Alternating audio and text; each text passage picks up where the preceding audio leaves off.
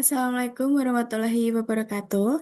Halo semuanya, perkenalkan nama saya Frita Rosa Ramadhani dengan NIM 23051020014 dan pada kesempatan kali ini saya akan mempresentasikan materi mengenai penyusunan laporan forensik dan presentasi di pengadilan dengan studi kasus, akses yang tidak sah, dan pencurian data. Dan kenapa alasan saya mengambil topik ini? Karena topik ini juga sangat penting dalam forensik digital karena hasil investigasi saja tidak cukup. Jadi hanya akan ditemukan dan dianalisis juga. Dan juga semua temuan tersebut harus didokumentasikan dalam sebuah laporan yang baik dan dapat dipertanggungjawabkan secara hukum. Selain itu juga, seorang ahli forensik juga harus mampu menjelaskan hasil temuannya di persidangan dengan bahasa yang mudah dipahami oleh pihak non-teknis seperti hakim, jaksa, maupun oleh pengacara. Baik, sekarang kita lanjut ke materi selanjutnya. Baik, kita sekarang sudah masuk ke dalam laporan forensik digital. Eh, jadi apa sih pengertian dari laporan forensik digital itu? Laporan forensik digital adalah dokumen resmi yang disusun oleh seorang ahli forensik digital yang berisi temuan, analisis, dan juga kesimpulan dari proses investigasi terhadap bukti-bukti digital. Dan laporan ini juga bersifat faktual, objektif, dan juga dapat dipertanggungjawabkan secara hukum, serta menjadi dasar pengambilan keputusan dalam proses peradilan. Dan kenapa laporan ini harus bersifat faktual, objektif, dan dapat dipertanggungjawabkan secara hukum? Dan yang artinya semua isi laporan harus berdasarkan fakta yang ditemukan selama proses investigasi tersebut dan bukan berdasarkan dugaan atau opini pribadi. Dan laporan forensik juga harus berfungsi sebagai media komunikasi antara ahli forensik dengan aparat penegak hukum dan juga pengadilan. Oleh karena itu, laporan harus disusun secara jelas agar dapat dipahami oleh semua pihak yang terlibat dalam proses hukum tersebut. Selanjutnya, kita akan masuk ke slide selanjutnya di tujuan laporan forensik. Di sini terdapat 4 tujuan utama laporan forensik digital. Yang pertama ada dokumentasi, yaitu laporan yang digunakan untuk mencatat seluruh proses investigasi secara sistematis sehingga yang dapat ditelusuri kembali apabila diperlukan. Untuk yang selanjutnya ada pembuktian, yaitu laporan menyediakan bukti digital yang valid dan juga dapat digunakan sebagai alat bukti saat proses pengadilan.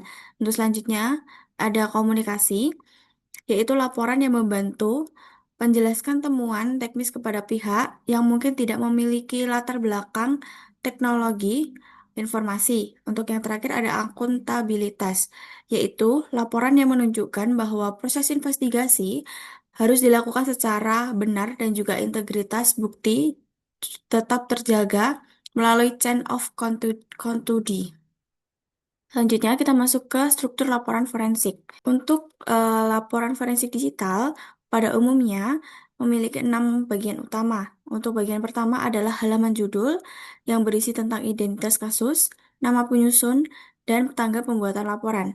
Bagian kedua termasuk ke dalam ringkasan eksekutif yang menjelaskan temuan utama secara singkat. Yang ketiga ada latar belakang dan juga ruang lingkup investigasi. Dan pada bagian ini menjelaskan konteks kasus dan juga batasan pemeriksaan. Bagian selanjutnya ada metodologi yang menjelaskan prosedur, alat, dan juga standar yang digunakan. Untuk yang kelima adalah temuan dan analisis yang berisi hasil pemeriksaan serta interpretasi dari bukti digital. Dan bagian terakhir adalah kesimpulan dan juga lampiran yang memuat ringkasan hasil investigasi beserta bukti pendukungnya. Untuk selanjutnya, ada prinsip penulisan laporan forensik. Dan di dalam penyusunan laporan forensik ini harus memenuhi beberapa prinsip penting ya yang terdiri dari 4 prinsip. Yang pertama ada prinsip akurat dan juga aktual, yaitu semua informasi harus sesuai dengan hasil investigasi yang sebenarnya. Untuk prinsip selanjutnya ada objektif dan netral, yaitu ahli forensik tidak boleh memihak kepada pihak tertentu. Selanjutnya ada jelas dan ringkas, yaitu menggunakan bahasa yang mudah dipahami dan juga menghindari istilah teknis yang berlebihan. Untuk selanjutnya, yang terakhir, yaitu reproducible atau dapat direproduksi, yang artinya jika prosedur yang sama dilakukan oleh ahli lain, maka hasil yang diperoleh juga harus sama. Selanjutnya, kita masuk ke laporan forensik sebagai alat bukti. Di Indonesia, laporan forensik digital memiliki dasar hukum yang kuat. Bukti elektronik dapat digunakan sebagai alat bukti yang sah berdasarkan Undang-Undang Informasi dan Transaksi Elektronik atau UU ITE serta ketentuan dalam KUHP. Dan agar dapat diterima saat pengadilan, laporan harus memenuhi beberapa syarat, yaitu ada integritas data harus terjaga. Agar dapat diterima saat pengadilan, laporan harus memenuhi beberapa syarat, yang antara lainnya ada integritas data yang harus diterjaga, dan ada chain of custody harus lengkap, dan investigasi harus dilakukan oleh tenaga yang kompeten. Dan kekuatan laporan forensik juga terletak pada kemampuannya dalam memperkuat atau melemahkan keterangan yang diberikan oleh saksi maupun terdakwa selama persidangan berjalan. Selanjutnya, kita sudah masuk ke slide studi kasus, yaitu saya mengambil salah satu studi kasus yaitu tentang akses tidak sah dan pencurian data. Dan pada studi kasus ini, saya mengambil contoh seorang karyawan perusahaan diduga melakukan akses tidak sah ke data server perusahaan dan juga mencuri data pelanggan senilai ratusan ribu rekaman. Dan pelaku juga menggunakan kredensial pencurian untuk masuk ke sistem pada waktu di luar jam kerja. Dan dari hasil investigasi yang sudah dilakukan, terdapat terdapat ditemukannya beberapa bukti penting. Yang pertama adalah log access yang menunjukkan adanya login pada pukul 2:15 pada dini hari dari jaringan internal perusahaan. Yang kedua, ada ditemukannya aktivitas ekspor file database yang kemudian ditransfer ke perangkat eksternal. Ketiga, ada jejak digital dari aktivitas tersebut ditemukannya pada USB drive milik tersangka. Dan dari rangkaian-rangkaian tersebut dan sudah ditemukannya dan sudah dijadikan bukti, investigator dapat menghubungkan aktivitas yang terjadi dengan pelaku yang diduga melakukan pelanggaran tersebut. Dan untuk slide selanjutnya, berikut adalah contoh isi laporan forensik digital. Dan pada contoh isi laporan forensik, biasanya dimulai dari identifikasi kasus yang berisi nomor perkara, tanggal, dan pihak yang terlibat. Dan kemudian dijelaskan metodologi yang digunakan. Misalnya, menggunakan FTK Imager, autopsi, atau Wireshark. Dan setelah itu dicantumkannya chain of custody untuk menunjukkan riwayat penanganan barang bukti sejak pertama kali diterima hingga selesai dianalisis. Dan bagian temuan teknis memuat hasil pemeriksaan terhadap bukti digital.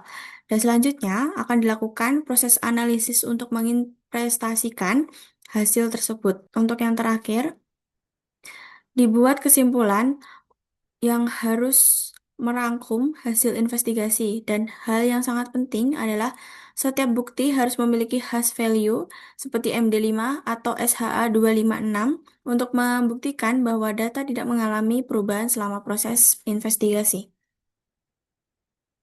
Untuk slide selanjutnya, ada presentasi hasil investigasi di pengadilan.